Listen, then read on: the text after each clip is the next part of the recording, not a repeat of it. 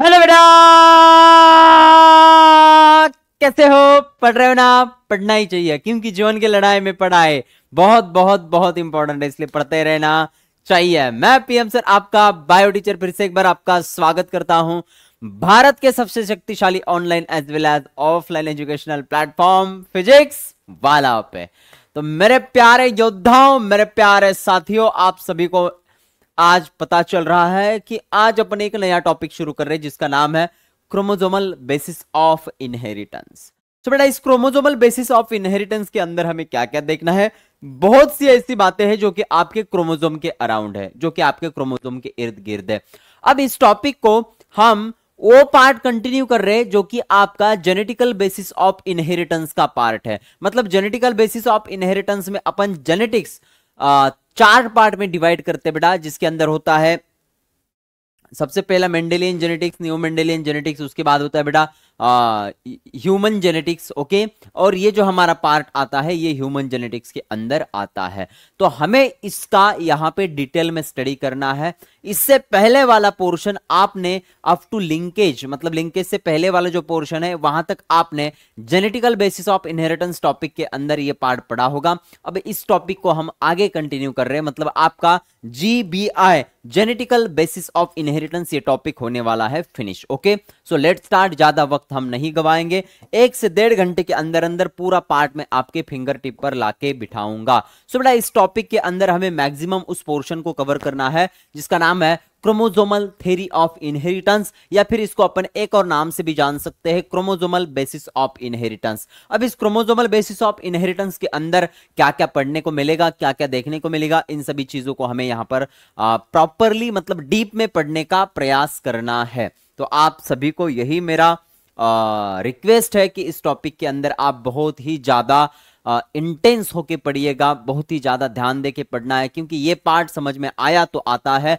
नहीं आया तो नहीं आता है। इसलिए बेटा, यूट्यूब सीरीज के अंदर सबसे best according to NCERT, according to Maharashtra board जो भी एक्सप्लेनेशन रहेगा उसको मैं यहाँ पे कंटिन्यू करूंगा, जिसका आपको फायदा आपके नीट में होगा, सीईटी में होगा, और अपकमिंग बोर्ड एग्जामिनेशन भी आपका यहां से क्लियर हो सकता है। सो प्यारे साथियों, प्यारे योद्धाओं, मेरे पागलों, आ जाओ इस टॉपिक के अंदर क्या क्या कवर करना है। इसकी सबसे पहले तो अपन प्राइमरी चर्चा कर लेते हैं, प्राथमिक चर्चा कर लेते हैं। तो साथियों, यहां पे आपको सबसे पहले देखने को मिलेगा क्रोमोसोमल थ्योरी ऑफ इनहेरिटेंस। उसके बाद अपन देखेंगे क्रोमोसोम क्या है, फंक्शन ऑफ क्रोमोसोम क्या है, नंबर ऑफ क्रोमोसोम क्या होते हैं, स्ट्रक्चर ऑफ क्रोमोसोम क्या होते हैं, सेक्स क्रोमोसोम क्या होते हैं, ऑटोसोमल क्रोमोसोम क्या होते हैं, उसके बेसिस पर लिंकेज क्या होते हैं। उसके बाद ऑटोसोमल इनहेरिटेंस देखेंगे, सेक्स लिंक्ड इनहेरिटेंस देखेंगे, सेक्स डिटर्मिनेशन देखेंगे, और सबसे लास्ट में अपन कुछ वहां पे जेनेटिक डिसऑर्डर देखेंगे जो आपको आपके जीन से आपके तक आती है, मतलब जो कि पेरेंट्स से आप तक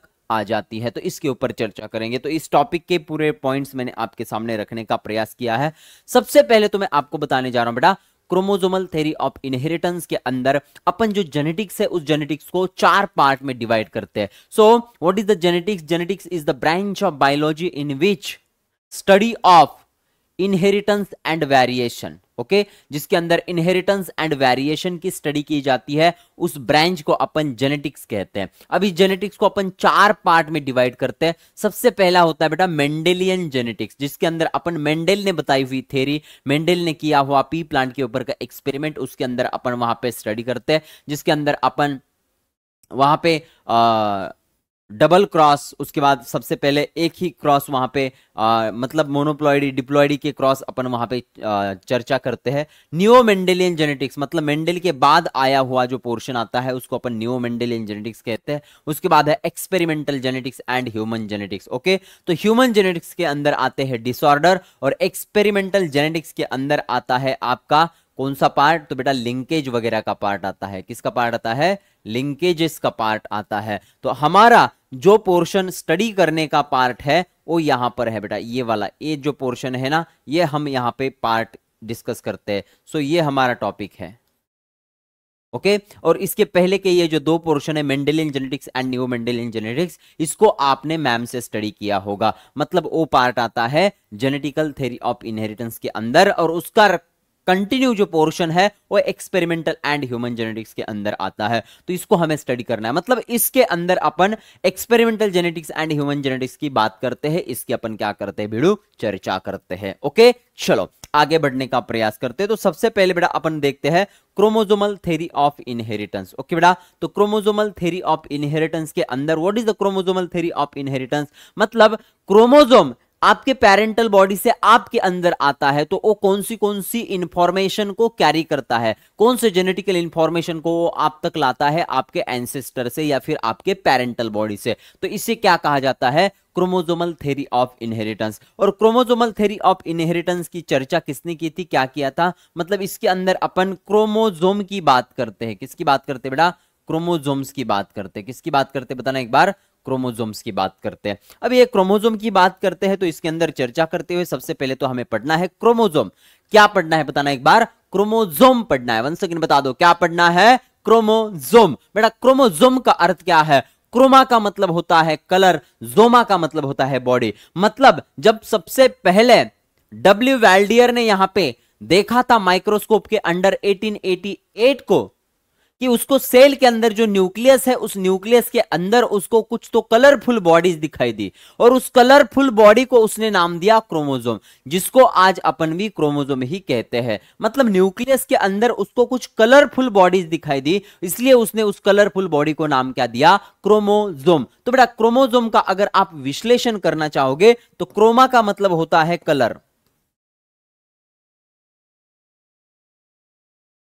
क्रोमोसोम्स। सो बेटा यहां पर अगर आप ध्यान से देखोगे तो क्रोमा, क्रोमा का मतलब है बेटा कलर, और जोमा का मतलब होता है बेटा बॉडी।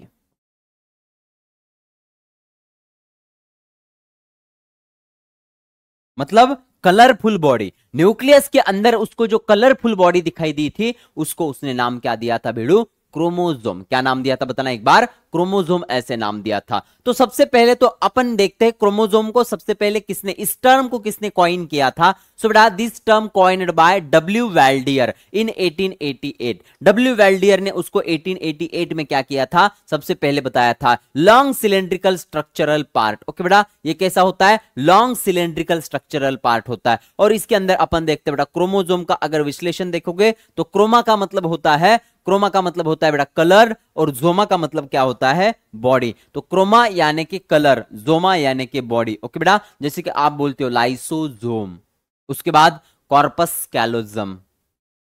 ओके तो ऐसे अपन वहां पे बात करते हैं। तो यहां पे जोमा का मतलब क्या होता है, जोमा, सोमा नहीं बेटा, जोमा या सोमा भी अपन कहते हैं, तो उसका मतलब होता है body. So chromosome having self replication ability, इसके कुछ फीचर्स आपको मैं बता रहा हूं, ये बेटा नोट पॉइंट है, यहां से आपके डायरेक्ट एमसीक्यू आ सकते हैं। तो बेटा इसको आप हैशटैग एमसीक्यू लगा सकते हो, यहां से डायरेक्ट एमसीक्यू पूछे जाते हैं। ओके तो ये एक एक पॉइंट मतलब आपके लिए एमसीक्यू का काम करने वाला है। तो सबसे पहले तो आपको पूछा जाएगा the term chromosome was coined bye, और आपको 4 ऑप्शन दिए जाएंगे, उसके अंदर आपको डब्ल्यू वैल्डियर का नाम देखना है, क्योंकि डब्ल्यू वैल्डियर ने वहां पे क्या किया था, क्रोमोसोम की टर्म को कॉइन किया था। उसके बाद आपको बताया जाता है व्हाट इज द क्रोमोसोम, तो अपन बोल सकते हैं chromosome is the long cylindrical colourful body which are found inside the nucleus. तो ये बात आपको यहां पे ध्यान देने चाहिए। उसके बाद है chromosome having self replication ability, self यानी कि खुद, रेप्लिकेशन एबिलिटी, रेप्लिकेशन मतलब आपकी खुद की कॉपीज बनाना। ओके तो क्रोमोसोम के अंदर क्या एबिलिटी है, तो वो अपनी खुद की कॉपी बना सकता है, मतलब वो अपना खुद का सेल्फ रेप्लिकेशन करवा सकता है। उसके बाद है number of chromosome vary species to species. Okay बेटा पेसिस टू पेसिस क्रोमोसोम का नंबर क्या होता है, वेरी होता है। मतलब आपके बॉडी में नंबर ऑफ क्रोमोसोम कितने हैं, 46 है। बेटा डॉग के बॉडी में क्रोमोसोम कितने हैं, तो कुछ अलग है, कैट के बॉडी में कुछ अलग है, उसके बाद मॉस्किटो के बॉडी में कुछ अलग है। जो भी लिविंग ऑर्गेनिज्म एग्जिस्ट हो रहा है तो वो उसके पेरेंटल बॉडी के अंदर के जेनेटिक कैरेक्टर के वजह से हो रहा है, यानी कि पेसिज चेंज हो गया कि नंबर ऑफ क्रोमोसोम क्या हो जाते, चेंज हो जाते हैं। एक ही नंबर ऑफ क्रोमोसोम आपको सब तरफ दिखाई नहीं देंगे। हर कोई जीव एक दूसरे से अलग है, हर पेसिस एक दूसरे से अलग है, क्योंकि उसके अंदर के नंबर ऑफ क्रोमोसोम क्या है, अलग अलग है। जैसे टाइगर और लॉयन एक दूसरे से अलग है, क्योंकि उनके अंदर के नंबर ऑफ क्रोमोसोम क्या है, अलग है। सो बेटा आपने ऐसे बता सकते हैं कि number of chromosome vary species to spaces.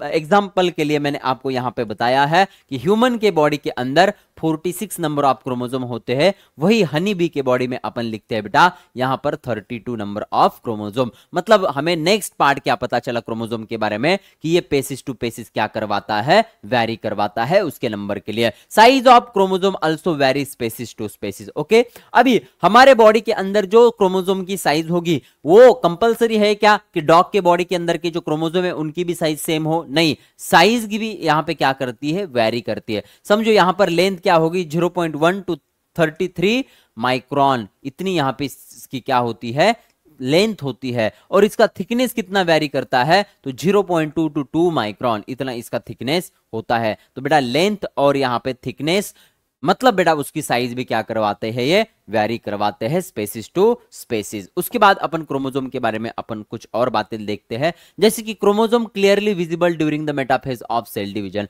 अगर आपने सेल डिवीजन टॉपिक प्रॉपरली पढ़ा है तो सेल डिवीजन टॉपिक के अंदर आपको बताए जाते हैं prophase, anaphase, metaphase and telophase. तो बेटा उसके अंदर आपको एक बात बता दी गई है, at the time of metaphase chromosome clearly visible. Why? क्योंकि जो वहां पर साइटोप्लाज्म होता है वो डेंस बन जाता है, न्यूक्लियर मेम्ब्रेन डिसअपियर हो जाता है, और डीएनए का वहां पे रिकॉम्बिनेशन है वो वहां पे परफेक्ट हो जाता है। उसके वजह से वहां पर क्रोमोसोम प्रॉपरली विजिबल होता है। मतलब हमारा जो जेनेटिक मटेरियल है वो एकदम कंडेंस हो जाता है, मतलब डीएनए का कंडेंसेशन कंप्लीट हो जाता है। उसके कारण अपन क्या बताते हैं कि chromosomes are clearly visible in metaphase. Metaphase के अंदर क्रोमोसोम क्या होते हैं, क्लियरली विजिबल होते हैं। उसके बाद देखते हैं बेटा क्रोमोसोम कैरिंग जेनेटिक इंफॉर्मेशन। ये सबसे इंपॉर्टेंट है, क्योंकि हमारा जेनेटिक मटेरियल क्या है बेटा, डीएनए है। क्या है बताना एक बार, डीएनए। जब डीएनए रैपिंग होता है, ओके, डीएनए का कंडेंसेशन होता है, तो डीएनए का कंडेंसेशन होने के बाद क्या बनते हैं, क्रोमैटिड बनते हैं। क्रोमैटिड बनते हैं, और क्रोमैटिड जब वहां पे और कंडेंस हो जाते हैं तो क्या बनता है, क्रोमोसोम बनता है। अब हमें पता है बेटा हमारे डीएनए के ऊपर क्या होते हैं, जीन होते हैं। अब हमारा डीएनए कॉइल हो गया है तो हमारे जीन भी कॉइल हो जाएंगे, मतलब यहां पे भी क्या है, जीन है, और इसका ही ये कंडेंसेशन है तो यहां पे भी क्या हो गए, जीन हो गए। अब हमें पता है बेटा जेनेटिक इंफॉर्मेशन कैरी करने वाला कौन सा पार्ट है, जीन, और ये जीन किसके ऊपर है, डीएनए के ऊपर। जब क्रोमैटिड बनेंगे तो यही जीन है, इसका मतलब यहां पे भी क्या है, जीन है। जब ये क्रोमोसोम बनेगा यहां पे भी क्या है, जीन है। इसका मतलब अपन अल्टीमेटली क्या बोलते हैं कि यहां पर क्रोमोसोम क्या है, हमारे जेनेटिक इंफॉर्मेशन को कैरी करवाता है। हमने जेनेटिक मटेरियल कैसे माना है, डीएनए को। डीएनए के पास ऐसे क्या है जो कि जेनेटिक इंफॉर्मेशन को कैरी करता है, तो जीन है, मतलब जीन डीएनए में है तो जीन क्रोमोसोम में भी है। इसके कारण हमारी जेनेटिक इंफॉर्मेशन को कैरी करने के लिए कौन काम करते हैं, तो क्रोमोसोम काम करते हैं। बात क्लियर बेटा, यस और नो? चलो अब क्रोमोसोम के फंक्शन की बात करते हैं। Main function of chromosome is inheritance of genetic information from one generation to next generation. बेटा मेन मकसद क्या है, व्हाट इज द मकसद? भाईजान मकसद को मत भूलना, है ना, कुछ भी हो जाए भाईजान मकसद याद रखना। तो मकसद क्या है इस क्रोमोसोम का? क्रोमोसोम का मकसद है, यानी कि बेटा क्रोमोसोम का मेन काम क्या है, क्रोमोसोम का मेन काम है जेनेटिक इंफॉर्मेशन को कैरी करना। मतलब एक जनरेशन से नेक्स्ट जनरेशन में हमारी जेनेटिक इंफॉर्मेशन को कैरी करना। मतलब तुम्हारे पेरेंटल बॉडी के अंदर जो इंफॉर्मेशन है वो आपके बॉडी तक कैसे आई, मतलब आपके पेरेंट कैसे दिखते हैं, आपके पेरेंट के हेयर का कलर क्या है, आपके पेरेंट के हेयर का नेचर क्या है, आपके पेरेंट की हाइट क्या है, आपके पेरेंट का स्किन कलर क्या है, वो सब जेनेटिक इंफॉर्मेशन आप तक क्यों आती है, बिकॉज ऑफ क्रोमोसोम। इसलिए आप आपके पेरेंट के जैसे दिखते हो। बात क्लियर है कि नहीं, यस और नो? चलो यहाँ पे बात करते हैं। तो क्रोमोसोम का मेन फंक्शन भी आपको ध्यान में रखना है। उसके बाद बेटा number of chromosome. So number of chromosome की बारे में अपन यहाँ पे बात करते हैं, कुछ बातें करते हैं। सो नंबर ऑफ क्रोमोसोम जो होता है बेटा, जैसे कि हमारे सेल के अंदर क्रोमोसोम की कोई प्लॉइडी होती है, नंबर ऑफ क्रोमोसोम को अपन प्लॉइडी से दर्शाते हैं। ओके, जैसे कि हमारे क्रोमोसोम का नंबर अगर हाफ है तो उसको क्या कहते हैं, बताना एक बार। मोनोप्लॉइड। अगर डबल है तो डिप्लॉइड, और ज्यादा है तो ट्रिप्लॉइड। तो number of chromosome upon ploidy से बताते हैं, और प्लॉइडी के अंदर आपको कुछ वहां पे पार्ट दिखाई देंगे, मैं आपको यहां पे बताता हूं।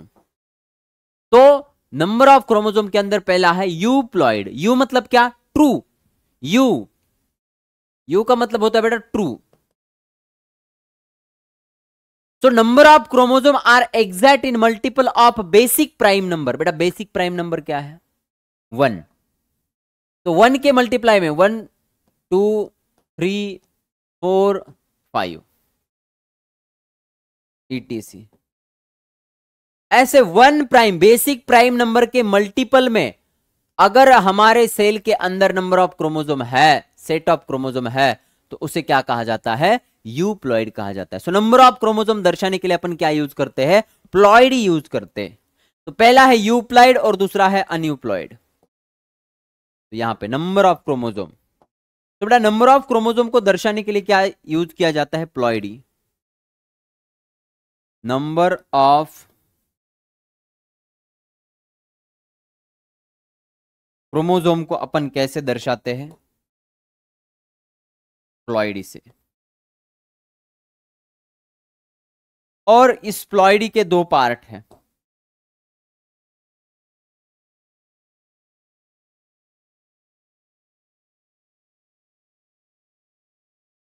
और वो दो पार्ट कौन से हैं, पहला है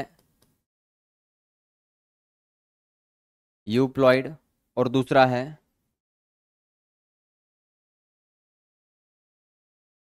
अनयूप्लॉइड। ओके, तो यू का मतलब क्या है, ट्रू। यू का मतलब है बेटा ट्रू, और अनयू का मतलब है फॉल्स।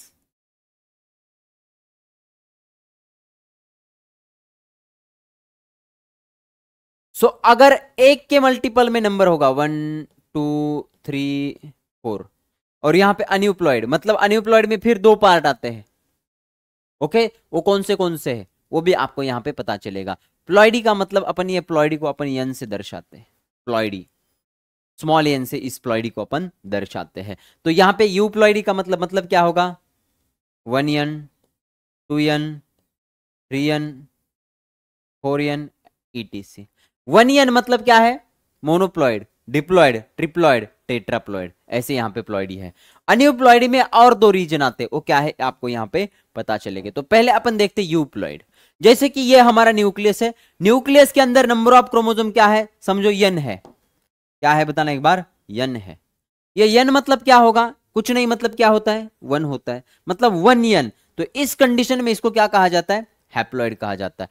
अगर इस यन के पास 2 है, मतलब ये क्या हो गया, डिप्लॉइड हो गया। 3 है तो ट्रिप्लॉइड हो गया, 4 है तो टेट्राप्लॉइड हो गया। बात क्लियर है कि नहीं, यस और नो। इसके अंदर नंबर ऑफ क्रोमोसोम क्या है, यन है, तो अपन क्या कहते हैं, हैप्लॉइड। 2n है तो डिप्लॉइड, 3n है तो ट्रिप्लॉइड, 4n है तो टेट्राप्लॉइड। बात क्लियर, यस और नो। तो ये यूप्लॉइडी है, मतलब हमारे बॉडी के अंदर जो क्रोमोसोम है, अगर 23 नंबर ऑफ क्रोमोसोम है 23, तो अपन क्या बोलते हैं इसको, हैप्लॉइड। अगर 46 है तो अपन क्या कहते हैं, डिप्लॉइड। इसके मल्टीपल में होंगे तो ट्रिप्लॉइड, और मल्टीपल में होंगे तो टेट्राप्लॉइड। तो इस प्रकार से हमें यहां पर बात को ध्यान में रखना है। उसके बाद है aneuploidy. If number of chromosome in cell not exact in multiple of basic prime number, अगर बेसिक प्राइम नंबर के एग्जैक्ट इक्वल नहीं होगा तो उसको अपन क्या कहते हैं, एनियोप्लॉइडी। अब एनियोप्लॉइडी के अंदर कंडीशन अलग अलग हो सकती है। सो एनियोप्लॉइडी,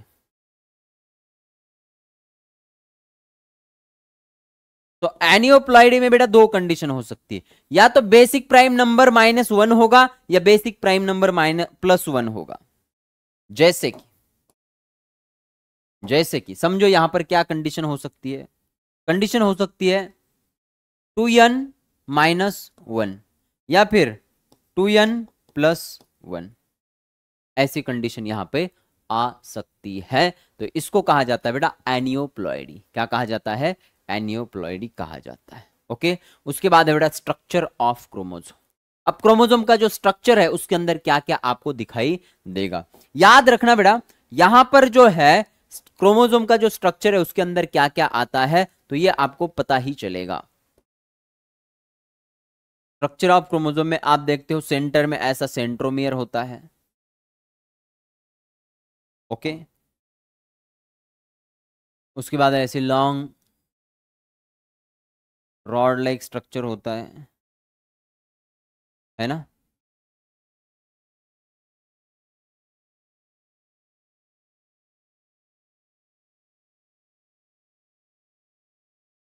अब यहां पर इसके नाम आपको अगर पूछेंगे तो आपको बताया जा सकता है। ये क्या है?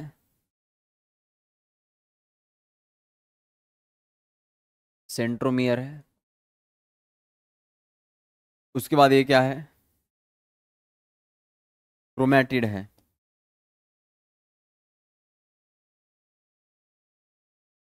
इधर और एक पार्ट होता है जिसको टीलोमियर कहा जाता है।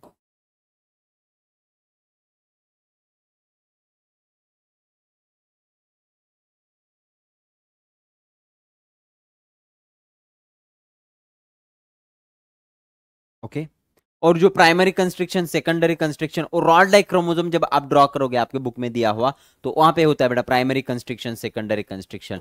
उसके बाद बेटा टाइप ऑफ क्रोमोसोम, बेटा on the basis of position of centromere, on the basis of position of centromere there are 4 type of chromosome.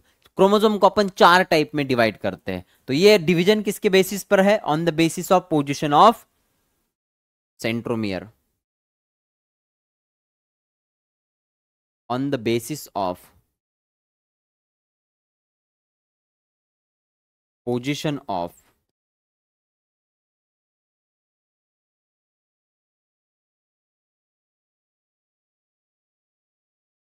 centromere, type of chromosome।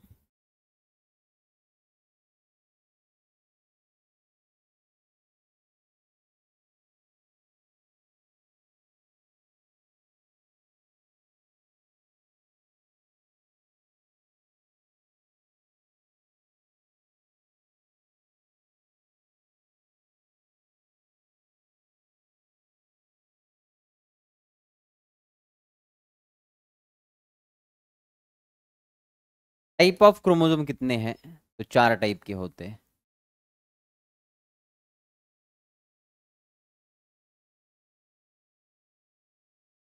कौन सा? मेटासेंट्रिक,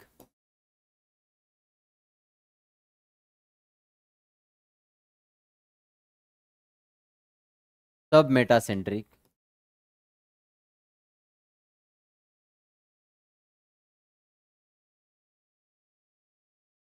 एक्रोसेंट्रिक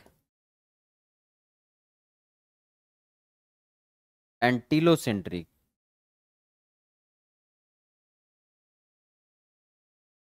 4 टाइप के क्रोमोसोम होते हैं। ओके, चलो अब सबसे पहले बड़ा metacentric.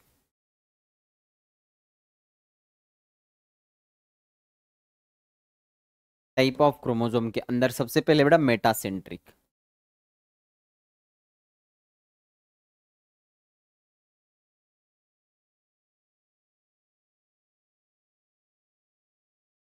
Okay, metacentric.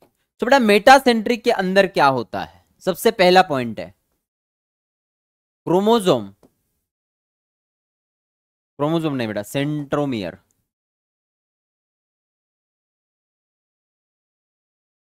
Centromere located exact at centre. Okay, तो इसको क्या कहा जाता है बताना एक बार? मेटासेंट्रिक। क्या कहा जाता है? मेटासेंट्रिक। और यहाँ पे शेप ऑफ क्रोमोसोम कैसे होता है, शेप, तो शेप होता है बेटा वी शेप का, कैसा होता है, वी शेप होता है। अब देखते हैं इसका डायग्राम। तो डायग्रामेटिक फॉर्म में अगर आप देखोगे तो यहां पर है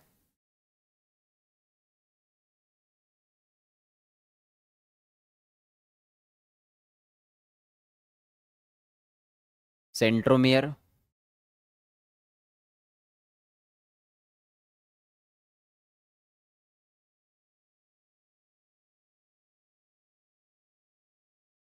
और यहां पर है बेटा उसकी क्रोमेटिड। ओके, मुझे एक बात बता दो, यहां पर क्रोमोसोम एग्जैक्टली कहां पर है, सेंटर में, तो ये सेंट्रोमियर है।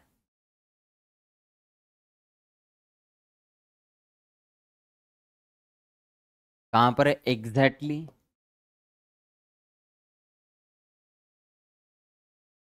At centre. ओके, और इसका शेप कैसे आएगा, जब मैं इसको ऐसे पकड़ूंगा सेंट्रियोल को और इस दोनों एंड को पकड़ के खींचूंगा, देखना मैंने यहां पे पकड़ा है और इसको ऐसे इधर खींचूंगा, या फिर अपन ऐसे कहते बेटा, यहां पर देखना ये सेंटर है, मैंने इधर से ऐसा खींचा तो ये पार्ट ऐसे नीचे आएगा, ये पार्ट ऐसे नीचे आएगा, और ये कैसे बनेगा, ऐसा बनेगा, वी शेप का बनेगा। तो इसका शेप क्या आता है, मेटासेंट्रिक का शेप क्या आता है, वी शेप आता है। ओके, बात क्लियर है, चलो बेटा इतना लिखो फास्ट। तो अपन क्या लिख रहे हैं, बोलो,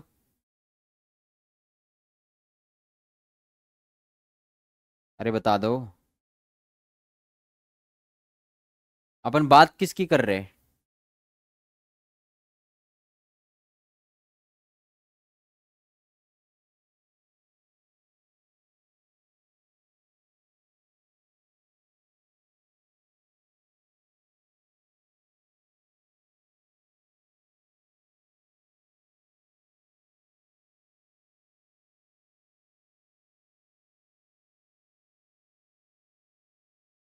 टाइप ऑफ क्रोमोसोम की बात कर रहे हैं अपन।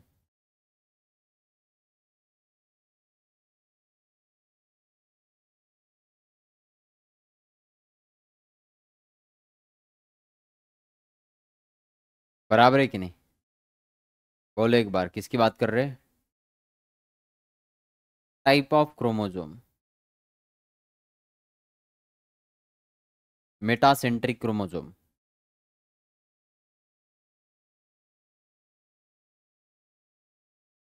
ओके, मेटासेंट्रिक क्रोमोसोम, उसके बाद क्या है, सब मेटासेंट्रिक क्रोमोसोम। बेटा सब मेटासेंट्रिक क्रोमोसोम के अंदर आपको लिखना है location of centromere, location of centromere just about the center, just about और just below the center. Okay, और इसका शेप कैसे होता है, शेप ये भी आपको पता करना इंपॉर्टेंट है। शेप जो होता है बेटा वो कैसा होता है, जे शेप का होता है।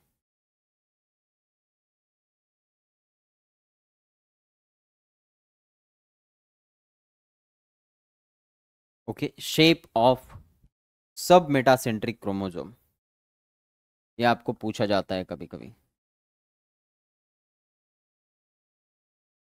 है ना।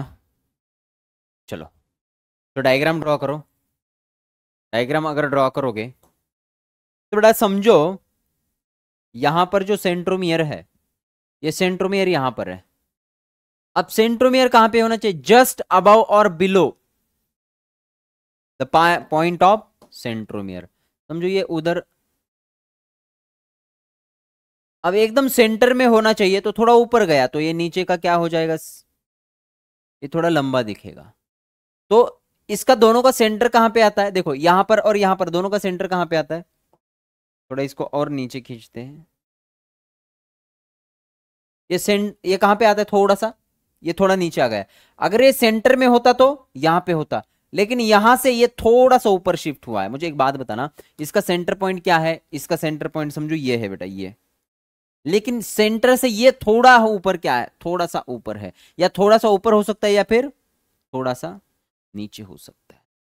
तो ये कहां पर है, थोड़ा सा ऊपर है। तो अपन यहां पे क्या कहते हैं इसको, सेंट्रोमियर।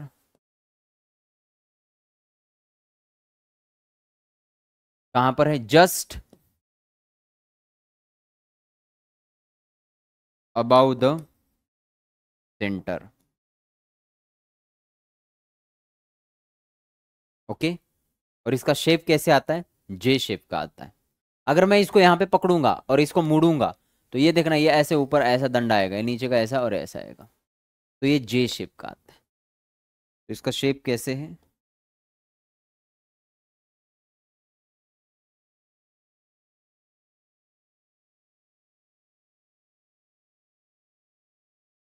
जे शेप होता है इसका। ओके, चलो लिखो जल्दी से, फटाक से लिखो।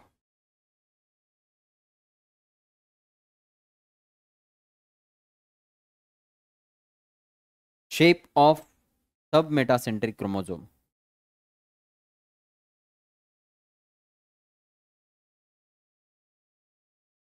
ओके, याद रखना बेटा। मुझे एक बात बता दो, ये अगर यहाँ पे ऐसे रखेंगे और इसको अपन ऐसे मुड़ेंगे तो ये ऊपर का एज इट इज रहेगा, और ये इधर मुड़ने की वजह से ऐसा लगेगा, तो ये जे से थोड़ा ज्यादा यल लगेगा, है ना। चलो, सॉरी जे नहीं बेटा, यल शेप, यल शेप लिखना है। इधर भी आपको यल शेप लिखना है। ओके, चलो उसके बाद है एक्रोसेंट्रिक। इसका जे शेप होगा। पहला है लोकेशन ऑफ सेंट्रोमियर।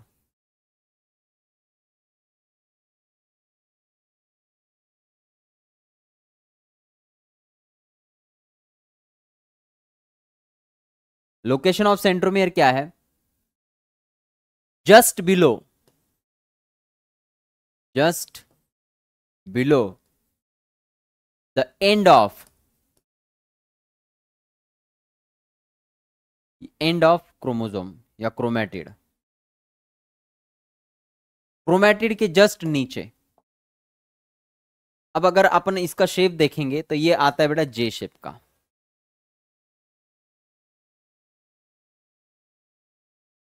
ये जे शेप है बेटा, कंफ्यूज हो जाता है जे और यल में। ओके, देखना जस्ट बिलो है, मतलब सेंट्रोमियर कहां पे होगा, समझो यहां पे है ना। अब जस्ट बिलो मतलब इधर थोड़ा सा ऐसा ऊपर होगा, और ये नीचे ऐसा मतलब मुझे एक बात बता दो, यहां पर सेंट्रोमियर की जो पोजीशन है ये क्या है, ये एंड है और एंड के थोड़ा नीचे है, तो यहां पर सेंट्रोमियर है। और सेंट्रोमियर कहां पे है, जस्ट बिलो,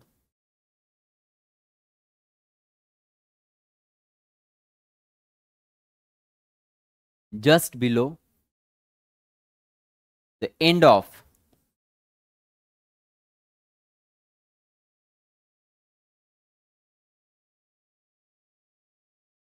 क्रोमैटिड। बात क्लियर है, यस सर नो। चलो लिख लो फास्ट। हो गया, अरे हो गया कि नहीं भैया, अरे बता तो दो। बात क्लियर, समझ में आ गया। चलो आगे बढ़ते हैं। नेक्स्ट बेटा, टीलोसेंट्रिक क्रोमोसोम। टीलोसेंट्रिक, टीलो मतलब क्या बेटा, टीलो म्हणजे एंड, सेंट्रिक म्हणजे काय बेटा, सेंटर, सेंट्रोमियर मतलब सेंट्रोमियर कहां पे होगा, एंड पे होगा। नाम में बेटा एक्रोसेंट्रिक, एक्रो का मतलब होता है जस्ट बिलो, सेंट्रिक मतलब सेंट्रोमियर। सब मेटा सेंट्रिक, सब मेटा का मतलब क्या होता है, सब मेटा मतलब मिडल पोजीशन, मिडल से थोड़ा सा ऊपर या नीचे। सब का मतलब बेटा नॉर्मली तो नीचे होता है, सब का मतलब क्या होता है, नीचे, बिलो। मेटा सेंट्रिक, मेटा मतलब क्या बेटा, मिड, सेंट्रिक मतलब क्या, सेंट्रोमियर या फिर सेंटर, मतलब जहां पे सेंट्रोमियर मिड पे होता है, मिड से थोड़ा नीचे या ऊपर होता है, उसको अपन क्या कहते हैं बेटा, यहां पर सब मेटा। तो इसके नाम में ही सब कुछ दिया गया है। तो टीलोसेंट्रिक की अगर अपन बात करते हैं तो यहां पर समझना ये सेंट्रोमियर है। ओके, और यहां पर एकदम एंड के पास होगा, मतलब एकदम ऐसा यहां पर रहेगा। तो ये कुछ ऐसा दिखेगा आपको। बात क्लियर है, यस सर नो, समझे कि नहीं समझे। तो बेटा यहां पर ये सेंट्रोमियर है,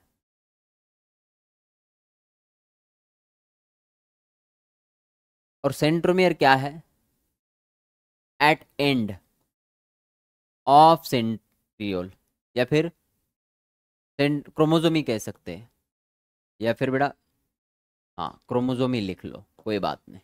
और इसका शेप क्या होगा बेटा, इसका शेप होगा आई शेप। देखना ना बेटा, ये आई की तरह ही दिखता है ना, आई, ये खालची ही दांडी आणि ही वरचा असा टिंब, या ऐसे आय, तो इसका शेप आता है बेटा आई शेप। ओके, स्मॉल लेटर आई के जैसे। तो टाइप ऑफ क्रोमोसोम को अगर आप अब यहां पे ड्रॉ करके देखते हो, तो चलो बेटा अपन ड्रॉ करके देखते हैं। तो यहां पे क्या है, पहले तो सबसे मिड पार्ट में आएगा क्रोमोसोम सेंट्रोमियर, चलो ये एकदम मिड में है। अब मिड से थोड़ा ऊपर जाएगा,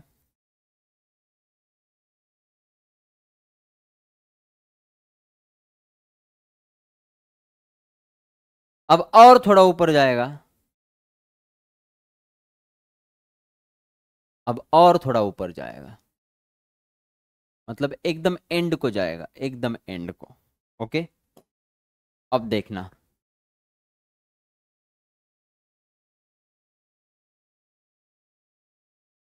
ये एग्जैक्ट सेंटर में, ये ऊपर का है इतना ही रहेगा, नीचे का भी इतना रहेगा, लेकिन ये थोड़ा ऊपर गया है। अब इधर ये देखना, ये और थोड़ा सा ऊपर चला गया है, और इधर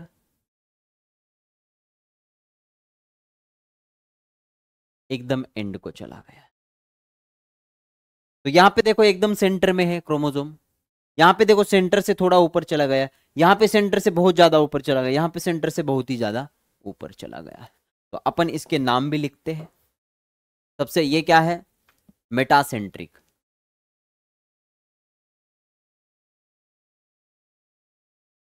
ये क्या है,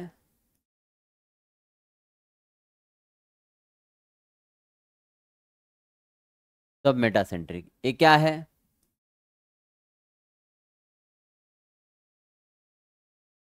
एक्रोसेंट्रिक, और ये क्या है,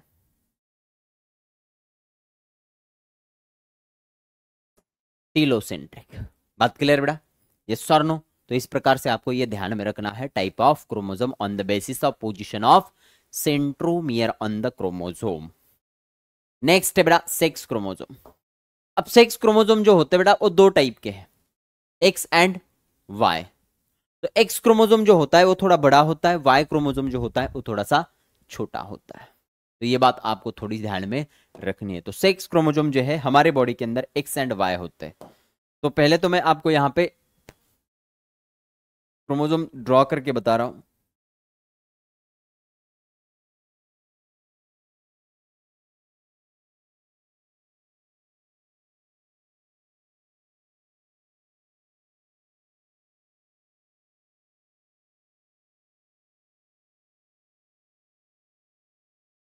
और फीमेल क्रोमोसोम जो होता है ना बेटा,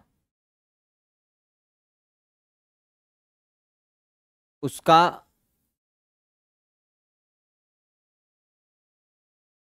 यहाँ पर ये जो पार्ट है ये सेम ही होता है, लेकिन ये पार्ट थोड़ा सा लेंदी होता है। ओके, तो ये है बेटा वो दो chromosome, X chromosome and Y chromosome. तो यहां पे ये है वाई क्रोमोजोम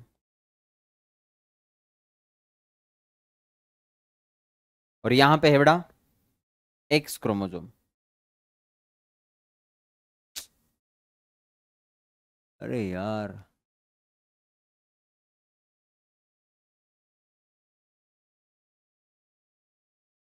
ओके, ये क्या है? Y chromosome. अरे वाई तो हो गया, एक्स क्रोमोजोम बेटा, ये एक्स क्रोमोजोम ये होता है बेटा फीमेल के अंदर। सर ये मेल का डाई साइन हो गया, फीमेल। और ये वाई क्रोमोजोम जो होता है बेटा, ये होता है मेल क्रोमोजोम। ओके, अब ये दोनों पार्ट देखना, सेंट्रोमियर दोनों का एग्जैक्ट पोजीशन पर है, ये और ये दोनों का लेंथ कैसा है? सेम है। तो ये दोनों का क्या है? Homologous part of sex chromosome. तो इसको क्या कहा जाता है? Homologous part of sex chromosome.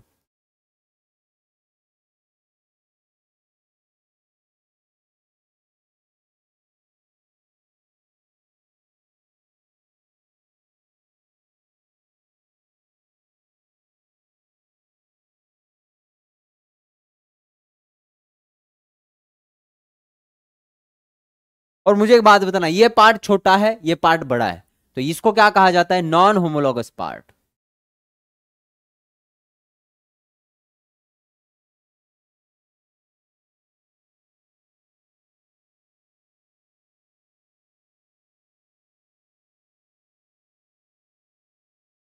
Of sex chromosome.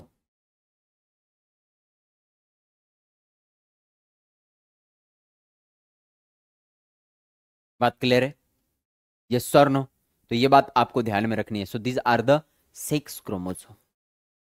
तो एक्स एंड वाई ये क्या है? Sex chromosome. इसके ऊपर आपको देखना है, ये सेंट्रोमियर है,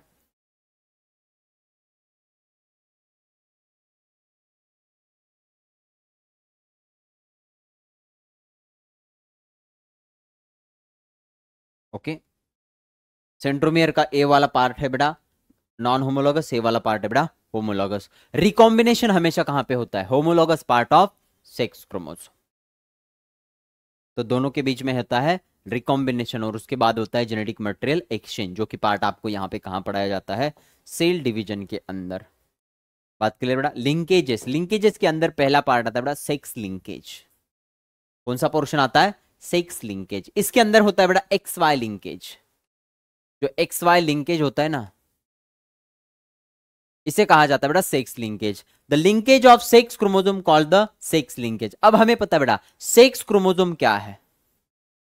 सेक्स क्रोमोसोम बेटा एक्स एंड वाई क्रोमोसोम है। तो इन दोनों के बीच में जो लिंकेज होता है उसे क्या कहा जाता है? सेक्स लिंकेज कहा जाता है।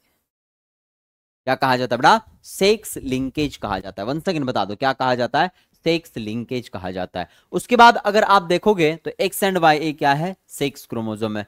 एक्स लिंकेज मतलब एक्स लिंक्ड जीन के ऊपर जो लिंकेज होता है उसको क्या कहा जाता है? एक्स लिंकेज कहा जाता है। वाई लिंक्ड जीन जो होते हैं वाई क्रोमोसोम के ऊपर उसको क्या कहा जाता है? वाई लिंक्ड जीन कहा जाता है। और एक्स वाई लिंक्ड जीन के लिंकेज को क्या कहा जाता है? एक्स वाई लिंकेज कहा जाता है। क्या कहा जाता है? एक्स वाई लिंकेज कहा जाता है। तो यहां पर ये आपका हैशटैग एमसीक्यू वाला पार्ट है। कौन सा पार्ट है बताना एक बार? Hashtag MCQ. यहां से आपके एमसीक्यू क्लियर हो सकते हैं। तो ये आपको एमसीक्यू में पूछा जाने वाला पोर्शन है। समझ में आया? ओके, चलो।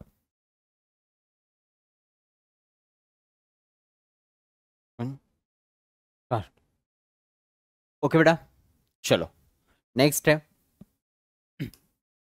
नेक्स्ट पार्ट बेटा हमारे डिस्कशन का वो है complex sorry complete sex linkage. Okay, अब कंप्लीट सेक्स लिंकेज क्या होता है? सो बेटा लिंकेज कहां पे होता है? Non homologous part of sex chromosome, जैसे कि मैंने आपको बताया था ये वाला पोर्शन। ओके, लिंकेज कहां पे होता है? हमेशा लिंकेज लिंक्ड जीन्स कहां पे होते हैं? नॉन होमोलॉगस पार्ट पे, यहां पे। तो लिंकेज आपको यहां देखने को मिलता है। लिंकेजेस जो है बेटा इस जीन के अंदर, मतलब वाई क्रोमोसोम के ऊपर जो नॉन होमोलॉगस पार्ट के बीच में जो यहाँ पे क्रोमोसोम है, इसके अंदर क्या देखने को मिलेगा आपको, लिंकेजेस देखने को मिलेंगे। और वाई क्रोमोसोम के ऊपर जो यहाँ पर जीन है, ये यहाँ पर कम से कम डिस्टेंस में होते हैं अरेंज, इसलिए इसको क्या कहा जाता है, तो इधर होता है बेटा एक्स लिंक्ड जीन, यहाँ पे क्या होते हैं, एक्स लिंक्ड जीन, और एक्स लिंक्ड जीन के अंदर आपको दिखाई देता है एक्स लिंकेज। ओके, और इधर है बेटा Y linked gene, Y linked gene, तो इस वाई लिंक्ड जीन की वजह से यहां पे दिखाई देता है वाई लिंकेज।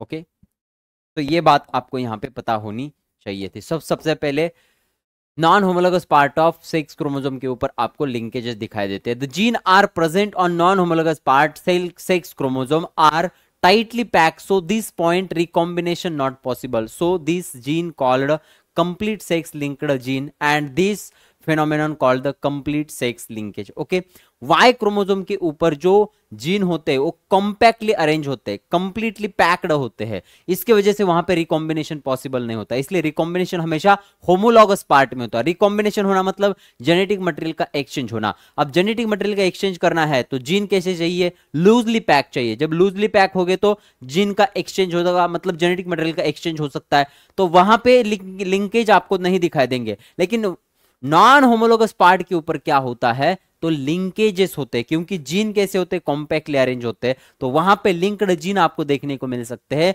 इसकी वजह से यहां पर आपको लिंकेज वाला फिनोमेनन क्या होता है, देखने को मिलता है। तो सबसे दूसरा है incomplete linkage. X and Y chromosome, homologous part of sex chromosome के पास आपको क्या दिखाई देता है, इनकम्प्लीट लिंकेज। इनकम्प्लीट मतलब क्या, कॉम्पैक्टली पैक नहीं होने चाहिए। जब वहां पे जीन कॉम्पैक्टली पैक होंगे तो कंप्लीट लिंकेज दिखाई देगा, और अगर लूजली पैक हो गए तो वहां पे क्या होगा, इनकम्प्लीट लिंकेज आपको दिखाई देगा। तो होमोलॉगस पार्ट के ऊपर इनकम्प्लीट लिंकेज दिखाई देता है और नॉन होमोलॉगस पार्ट के ऊपर कंप्लीट लिंकेज आपको देखने को मिलता है। उसके बाद है autosomal inheritance. Inheritance of autosome other than sex chromosome, sex chromosome के अलावा जहां पे आपको इनहेरिटेंस दिखाई देता है। इनहेरिटेंस का मतलब क्या है, transmission of genetic information from parent to their body called the inheritance. इसको क्या कहा जाता है, इनहेरिटेंस। तो सेक्स क्रोमोसोम के अलावा जो भी यहां पे जेनेटिक इंफॉर्मेशन है वो पेरेंटल बॉडी से आपके बॉडी में आना, इसको क्या कहा जाता है, ऑटोसोमल इनहेरिटेंस। क्या कहा जाता है, बताना एक बार, ऑटोसोमल इनहेरिटेंस कहा जाता है। 1 सेकेंड बता दो क्या कहा जाता है, ऑटोसोमल इनहेरिटेंस। सो बेटा जैसे कि सेक्स क्रोमोसोम का काम क्या होता है कि आप कैसे दिखोगे, आप कैसे होने चाहिए, आपका सेक्स क्या होगा, आप मेल होगे कि फीमेल होगे, उसके बाद आपके सेकेंडरी सेक्स कैरेक्टर को डिटरमाइन करने के लिए ये काम करता है। लेकिन आपकी हाइट क्या होनी चाहिए, आपके हाथ की लंबाई क्या होनी चाहिए, आपके स्किन का कलर क्या होना चाहिए, आपके आई का कलर क्या होना चाहिए, आपके हेयर का कलर क्या होना चाहिए, आपके हेयर का नेचर क्या होना चाहिए, तो ये कैरेक्टर एटोजोमल कैरेक्टर है। तो इसको डिटरमाइन करने के लिए कौन होते हैं, एटोजोमल इनहेरिटेंस। और एटोजोमल इनहेरिटेंस के लिए जो जीन रिस्पॉन्सिबल होते हैं उसको एटोजोमल जीन कहा जाता है, मतलब एटोजोमल क्रोमोसोम कहा जाता है। और वहां से इनहेरिट होने वाले इंफॉर्मेशन को ऑटोजोमल इनहेरिटेंस कहा जाता है। ओके,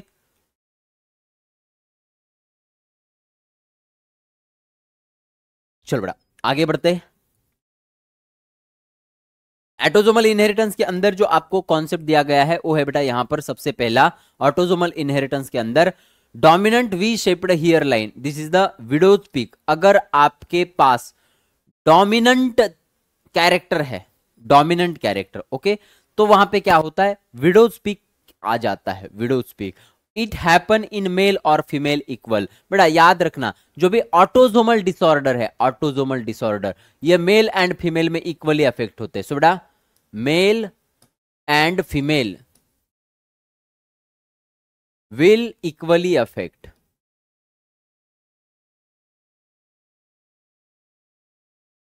ओके, इक्वली अफेक्टेड होते, मेल और फीमेल, चाहे मेल हो चाहे फीमेल हो, इसके अंदर इक्वली अफेक्शन आपको दिखाई देता है। तो ये बेटा डोमिनेंट डिसऑर्डर है। जैसे कि बेटा समझो यहां पर क्या है, एक कंडीशन है, कैपिटल डब्ल्यू, कैपिटल डब्ल्यू या फिर कैपिटल डब्ल्यू स्मॉल डब्ल्यू, या फिर स्मॉल डब्ल्यू, तो ये भी डोमिनेंट कहलाएगा, ये भी डोमिनेंट कहलाएगा, और ये रेसेसिव कहलाएगा। ओके, तो इस दो कंडीशन के अंदर क्या डेवलप होता है? Window speak. ये वाला जो पॉइंट है ये डेवलप होता है, विडो स्पीक।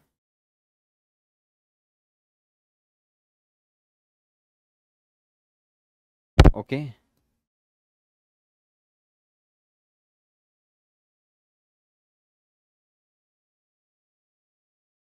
अब यहां पे आपको मेल एंड फीमेल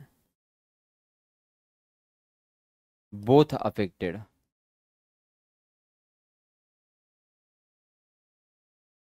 दोनों भी इक्वली अफेक्ट हो जाते हैं। ओके, अब विडो स्पीक क्या है? तो ये ऐसा डेवलप होता है, हेयर लाइन की कॉन्सेप्ट है बेटा।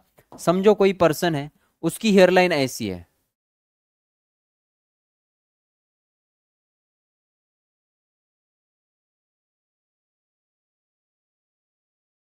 है ना?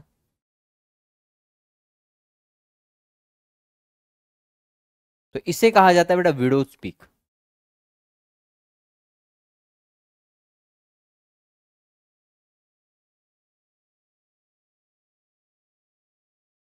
और अगर ऐसी हेयर लाइन है,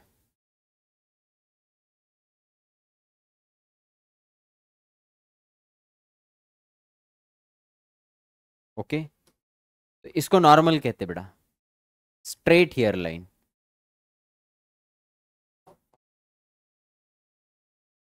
इसको क्या कहा जाता है? स्ट्रेट हेयर लाइन कहा जाता है।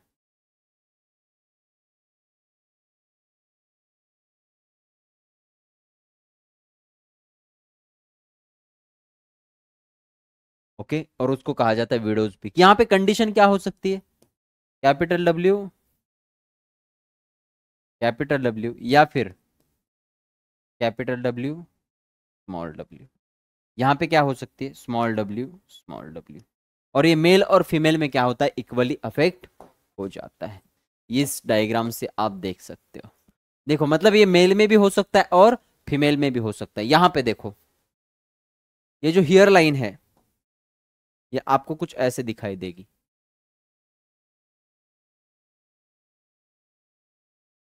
ओके, और यहां पे भी देखो ये हेयर लाइन। तो ये है बेटा विडो स्पीक। ये क्या है? विडो स्पीक है। और दूसरी जो होती है वो नॉर्मल ऐसी होती है, जो कि स्ट्रेट हेयर लाइन होती है। ये बात आपको यहाँ पे ध्यान में रखनी चाहिए। उसके बाद ये पार्ट आपको, ये जो पार्ट है विडो स्पीक वाला, ये बाद में दिया। सेक्स लिंक्ड इनहेरिटेंस के अंदर एक्स वाई इनहेरिटेंस आपको दे दिया गया है। उसके बाद है X linked gene. X linked gene के अंदर दिया है बेटा, X linked gene are located on non homologous region of X chromosome and these gene do not have corresponding allele on Y chromosome. Okay, X chromosome के ऊपर क्या होता है? जो जीन होते हैं नॉन होमोलोगस पार्ट के पास, उसके पास दूसरा करस्पॉन्डिंग अलील वाई क्रोमोसोम के ऊपर नहीं होता है। Okay, female has two X chromosome if female two recessive sex linked gene are required for expression of sex linkage trait. If one X chromosome carrier recessive gene for sex linkage trait is affected is supposed by the dominant gene present on other X chromosome, the female with one recessive gene are carrier. मतलब क्या होता है बेटा? Female के पास कौन सी pair है? याद रखना, फीमेल के पास कौन सी पेयर है? फीमेल के पास दो क्रोमोसोम होते हैं, एक्स एंड एक्स। समझो इसके अंदर का एक पोर्शन रेसेसिव है, जैसे कि कलर ब्लाइंड की बात करते हैं, एक रेसेसिव है एक डोमिनेंट है। समझो यहां पर ये रेसेसिव, ये डोमिनेंट है और ये स्मॉल रेसेसिव है। अब ये फीमेल क्या होगी? अफेक्टेड होगी? नहीं, इसको अपन कैरियर कहेंगे, क्योंकि इसका जो अफेक्ट है इसको ओवरकम करने के लिए, इसको सप्रेस करने के लिए कौन है? दूसरा डोमिनेंट है।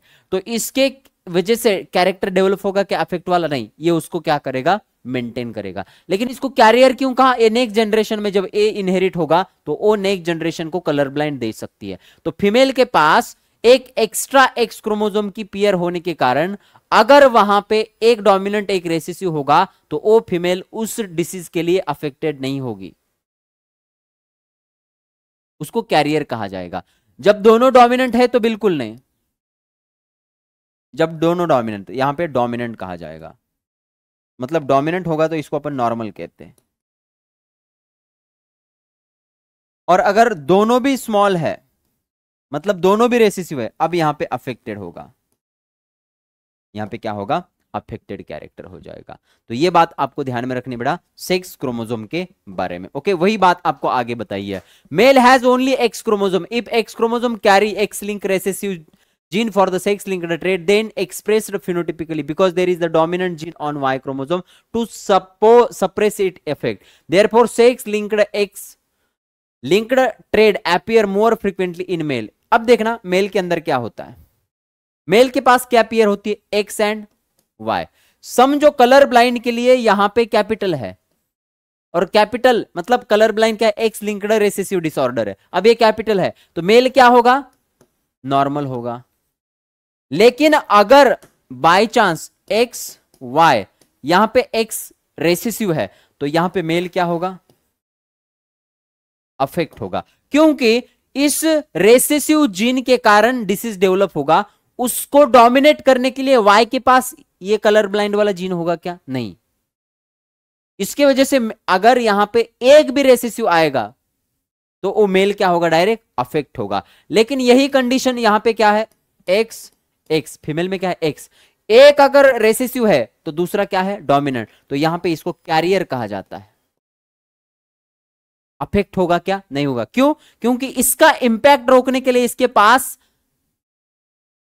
सेम एक्स क्रोमोसोम है और उसके ऊपर डोमिनेंट जीन है, इसका जो अफेक्ट है ये रोक पाएगा। लेकिन मेल के अंदर यहां पे क्या है, एक्स है क्या, दूसरा नहीं, वाई है, इसलिए इसका अफेक्ट एज इट इज दिखाई देगा। तो एक्स लिंक्ड रेसेसिव डिसऑर्डर के अंदर या एक्स लिंक्ड डिसऑर्डर के अंदर फीमेल से ज्यादा मेल अफेक्ट होते हैं। तो एक्स लिंक्ड जेनेटिक डिसऑर्डर ज्यादा किसमें दिखाई देती है, मेल में दिखाई देती है एज कंपेयर टू फीमेल। ये नोट पॉइंट आपको यहां पर ध्यान में रखना है। Why, because in case of male there is no additional X chromosome to overcome this problem, but in case of female if one recessive then this part not affected because of other additional X chromosome। समझ में आ गया, yes or no?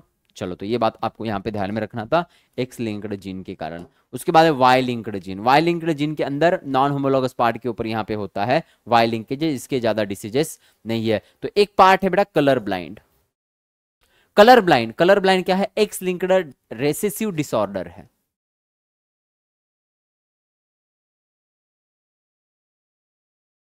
Okay, ये mail ज्यादा यहां पे affect होंगे, female less affect होती है। मेल अफेक्टेड होंगे और नॉर्मल होंगे। अफेक्टेड कब होंगे, जब एक्स स्मॉल सी वाई होगा, और नॉर्मल कब होंगे, एक्स कैपिटल सी वाई होगा। फीमेल नॉर्मल कब होती है, तो फीमेल कैपिटल एक्स, मतलब यहां पे नॉर्मल कब होगी, जब यहां पे स्मॉल सी कैपिटल सी होगा। नॉर्मल बताना है ना, मतलब फिनोटाइपिकली वो तो नॉर्मल ही होगी, बट जीनोटाइपिकल अफेक्टेड कब होगी। तो नॉर्मल के लिए क्या लिखते हैं, X capital C, X capital C. Affected में क्या लिखते हैं बेटा, अफेक्टेड में X small C, X small सी।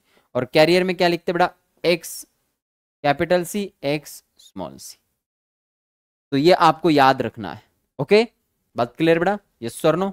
चलो, कलर ब्लाइंड की केस क्या है, आपको ये बताया जाता है। In case of colour blind क्या होता है, person can not distinguish between red green colour, मतलब जिसको कलर ब्लाइंड होता है उसको रेड एंड ग्रीन कलर अलग अलग नहीं दिखाई देता, वो कॉम्बाइन होके दिखाई देता है। मतलब उसके सामने अगर आपने 5-6 कलर रखे तो वो रेड एंड ग्रीन के बीच में डिफरेंस नहीं कर सकता है, उसको एज अ ग्रे कलर दिखाई देगा। ओके, उसके बाद है रेड ग्रीन कलर का इफेक्ट उसको एज अ ग्रे दिखाई देता है।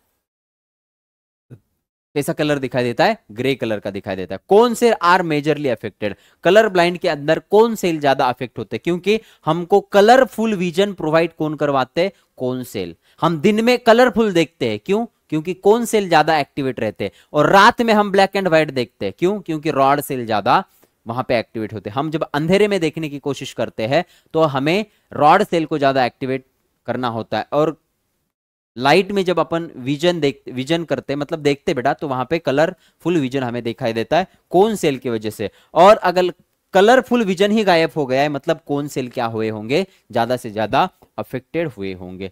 अब यहाँ पे आपको दिखाई दे रहा है बेटा, इसके बीच में क्रॉस करना है। नॉर्मल देखो, मेल नॉर्मल क्या होगा, X capital C Y, female X capital C X capital C. Affected male क्या होगा, X small C Y X capital C X small C. Carrier में, मेल में कैरियर नहीं होता, मेल में कैरियर कॉन्सेप्ट नहीं दिखाई देता है, ओके, एक्स लिंक्ड डिसऑर्डर के अंदर। फीमेल में X capital C X small C, ऐसा होगा तो यहां पे क्या हो जाएगा, इसको कैरियर कहेंगे। मतलब फीमेल के अंदर ही कैरियर होता है, मेल के अंदर कैरियर नहीं होता। इसकी वजह से बेटा मेल ज्यादा अफेक्ट होते हैं। मेल या तो नॉर्मल हो सकता है या तो अफेक्टेड हो सकता है, कैरियर ने। फीमेल के पास ऑप्शन है, वो अफेक्टेड हो सकती है, नॉर्मल हो सकती है, और कैरियर भी हो सकती है। इसीलिए ज्यादा मेल अफेक्ट होते हैं एक्स लिंक्ड डिसऑर्डर के अंदर। उसके बाद बेटा सेक्स डिटर्मिनेशन। सेक्स डिटर्मिनेशन का जो कॉन्सेप्ट है आप सभी को पता है बेटा, यहां पे क्या है, हर्मेफ्रोडाइट दिया है, मोनोशियस दिया है, ओके। मेल के अंदर मतलब हमारे अंदर जो यहाँ पे सेक्स है वो कैसा होता है, मोनोशियस है। मोनोशियस है कि डायोशियस है बेटा, बताना एक बार। वी आर मोनोशियस और डायोशियस। बाइसेक्सुअल है या यूनिसेक्सुअल है, यूनिसेक्सुअल मतलब we are dioecious, we are not the monoecious. मतलब मेल सेक्स ऑर्गन एक बॉडी में, फीमेल सेक्स ऑर्गन एक बॉडी में, ऐसा हमारे अंदर होता है। तो देखना बेटा, मेल मेल जो होते हैं यहां पर सेक्स डिटर्मिनेशन ह्यूमन। मेल के पास क्या होता है, एक्स वाई होता है, मतलब एक्स 50% होता है, वाई 50% क्रोमोजोम होते हैं। फीमेल के अंदर ओनली एक्स एक्स की पेयर होती है, मतलब ओनली एक्स क्रोमोजोम होता है। तो सेक्स डिटर्मिनेशन इन ह्यूमन के बारे में ये बात आपको याद रखनी है। बर्ड्स के अंदर क्या होता है, हनी बी के अंदर क्या होता है, ये आप सभी को तो यहाँ पे पता है, okay. X determination in bird के अंदर ZW वाला कॉन्सेप्ट होता है, ओके। बर्ड्स बर्ड्स के अंदर मेल जो होता है बेटा, मेल के अंदर WW वाला कॉन्सेप्ट होता है, और फीमेल फीमेल के अंदर ZW वाला कॉन्सेप्ट होता है। मतलब इधर ये हेट्रोमॉर्फिक होता है,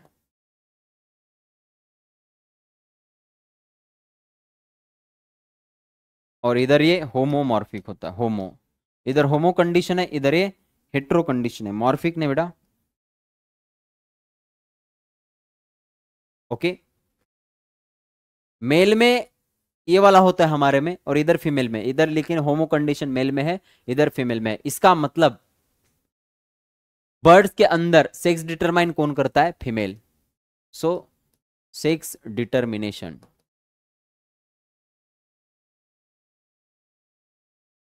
बाय फीमेल, बर्ड के अंदर कौन करता है, फीमेल करता है, ओके। ये बात आपको ध्यान में रखनी है। अरे वेटिंग और नॉट, यस और no,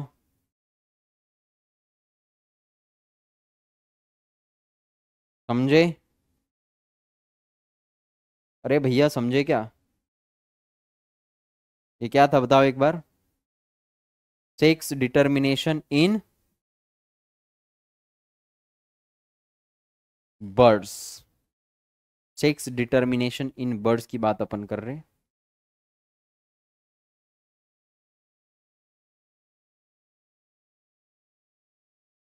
sex determination in birds,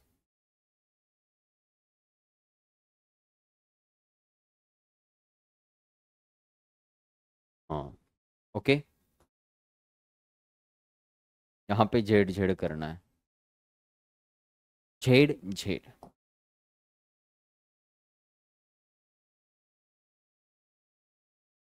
उसके बाद है डाउन सिंड्रोम, झेड़ झेड़ करना है बेटा, WW नहीं, वही मुझे कंफ्यूजन लग रहा था।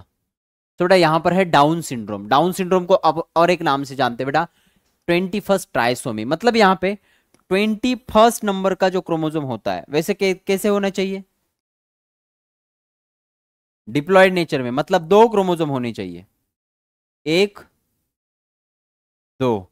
लेकिन यहाँ पे कितने होते बेटा, तीन होते हैं। तो इसको कहा जाता है 21st ट्राइसोमी।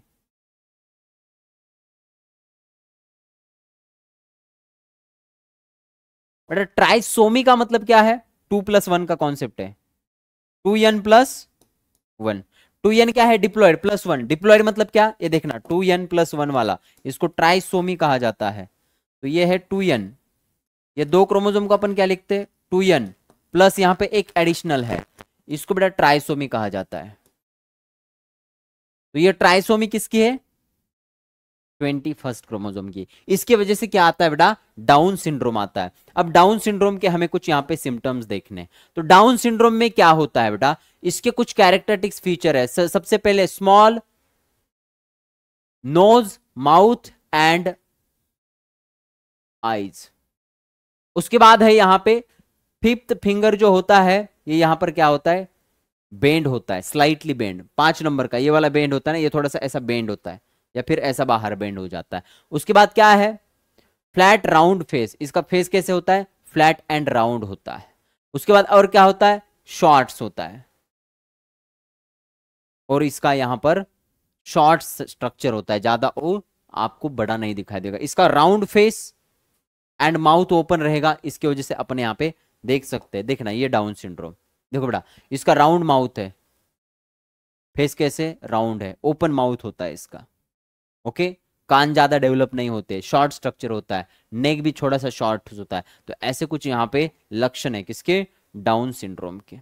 उसके बाद आता है बेटा टर्नर सिंड्रोम। टर्नर सिंड्रोम क्या होता है? XO कंडीशन होती है। मतलब बेटा यहाँ पे कंडीशन क्या होगी? इसके पास क्रोमोसोम कितने, नंबर ऑफ क्रोमोसोम कितने होते हैं? 45। नंबर ऑफ क्रोमोसोम क्या होते हैं? 45 ही होते हैं। कितने होने चाहिए? 46, लेकिन एक क्रोमोसोम कम है। मतलब यहाँ पे 44 एटोसोम होता है, प्लस कंडीशन क्या होनी चाहिए? X होनी चाहिए। अगर ये कंडीशन होगी तो ये क्या होगा? फीमेल होगा। अब यहाँ पे क्रोमोसोम कितने हैं? 46।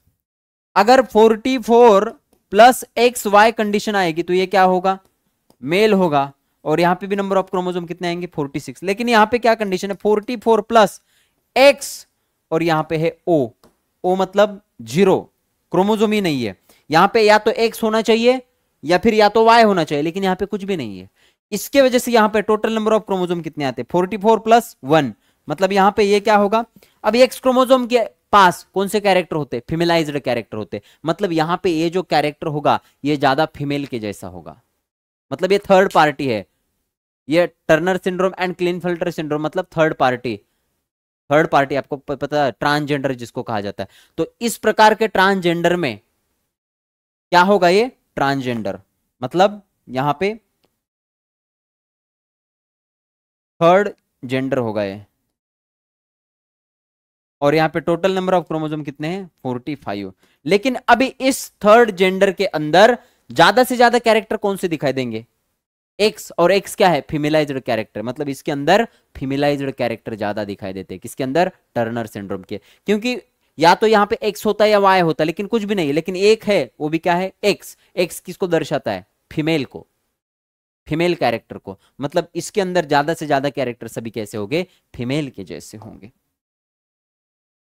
मतलब ये कंप्लीट फीमेल बनते बनते रह जाता है। तो यहां पर है बेटा टर्नर सिंड्रोम। ओके, तो टर्नर सिंड्रोम के कुछ यहाँ पे कैरेक्टरिस्टिक्स फीचर आपको दिए हैं, उसके क्या है बताना एक बार। यहाँ पे है प्रोटेक्टिंग टंग, टंग ऐसे होती है।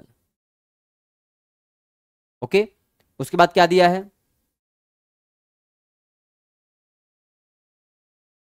Single Palmer craze. ओके, उसके बाद क्या दिया है?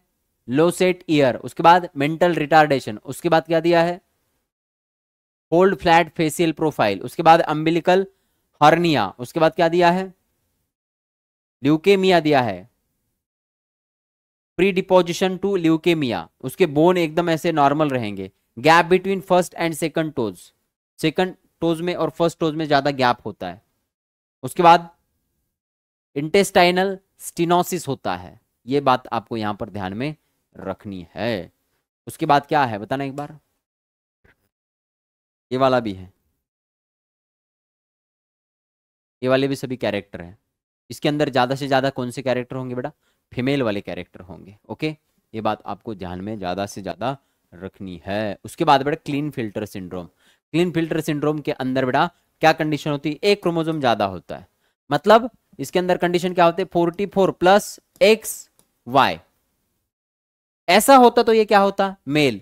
लेकिन और एक एक्स क्रोमोसोम एडिशन में है, मतलब ये क्या है, एक्स वाई था तो ये क्या था, मेल था, ये क्या था, मेल होता। बताओ 44 प्लस एक्स वाई ये क्या बनता, मेल। लेकिन एक एक्स्ट्रा क्रोमोसोम एक्स आ गया, इसलिए इसको क्या कहा जाता है, फीमेलाइज्ड मेल। फीमेलाइज्ड मेल मतलब मेल है लेकिन इसके अंदर फीमेल के कैरेक्टर है। और टोटल नंबर ऑफ क्रोमोसोम कितने होते, 47। कितने होते, 47। तो ये है फीमेलाइज्ड मेल, मतलब वो मेल है लेकिन उसके अंदर फीमेल के कैरेक्टर ज्यादा है। तो बेटा ट्रांसजेंडर दो टाइप के होते हैं, आपने देखे होंगे, एक मेल ही होते हैं लेकिन उनके अंदर फीमेल वाली हरकत होती है, और एक जो होते हैं वो क्या होते, पूरा फीमेल के जैसे दिखते लेकिन उनके अंदर फर्टिलिटी नहीं होती। और ये मेल होते लेकिन फीमेलाइज्ड मेल होते। समझ में आ गया, यस सर नो, बात क्लियर है। दो टाइप के गे होते हैं, मतलब गे अलग है बेटा, गे, और उसके बाद एक है ट्रांसजेंडर। ओके, गे काही लोक असतात बघा, ते मुलांमध्येच राहतात, मुलांसारखेच दिसतात, ते मेल सारखेच असतात टोटल, पण त्यांच्यामध्ये पण ते मेलकडेच आकर्षित होतात, मेल मेलकडेच आकर्षित होतो। फिमेल पण काही अशी असते जी फिमेल फिमेलकडेच आकर्षित होते सेक्शुअली।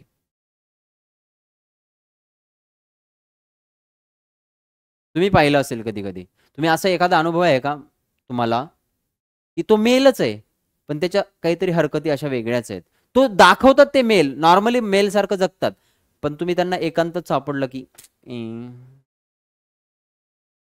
तुला काही वाटतंय का, ऐक ना असं माझा एक अनुभव आहे बेटा, तो चांगला मित्रासारखं राहिलं ना, अचानकच येड्यासारखं केलं, बापरे असं भीती वाटते बाबा, बाबो हे काय तर अशा असतात बेटा। ओके, त्याच्यामध्ये टाईप असतात, एवढं आता सांगत बसायला टाइम नाही बेटा। तर याच्यामध्ये किल फिल्टर सिंड्रोम मध्ये बेटा नॉर्मल कसं असतं एक्स वाय, पण किल फिल्टर सिंड्रोम मध्ये एक्स वाय आणि ऍडिशन मध्ये एक एक्स क्रोमोझोमची पियर जास्त आलेली असते। आता ह्याची कॅरेक्टर बघा, याच्यामध्ये असतं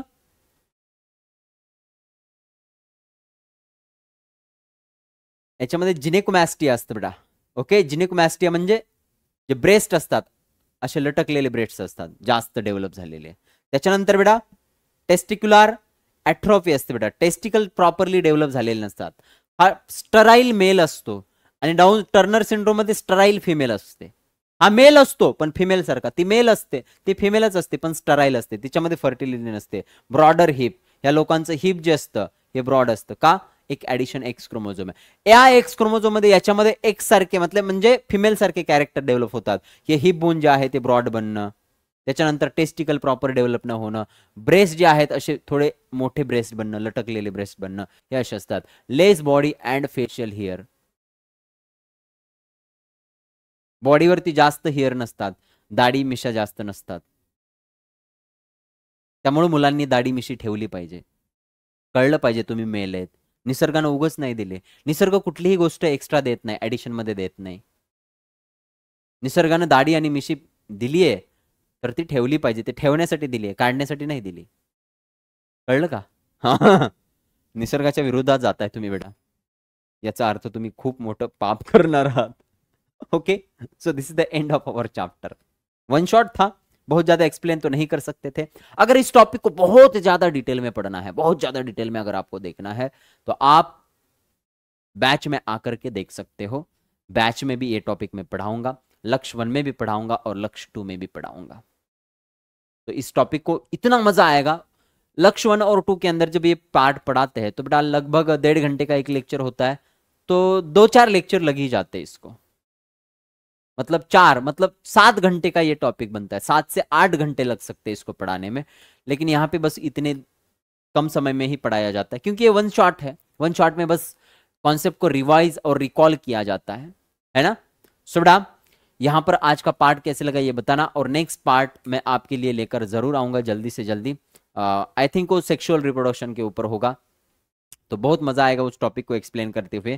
सो बेटा आज का टॉपिक भी कैसे लगा बिल्कुल बताना, और आज यहीं पे रुकते हैं, यहां तक ही रुकते हैं, फिर मिलते हैं बेटा एक नए टॉपिक को एक्सप्लेन करते हुए इसी प्रकार से। थैंक यू, धन्यवाद, जय हिंद, जय भारत, जय महाराष्ट्र।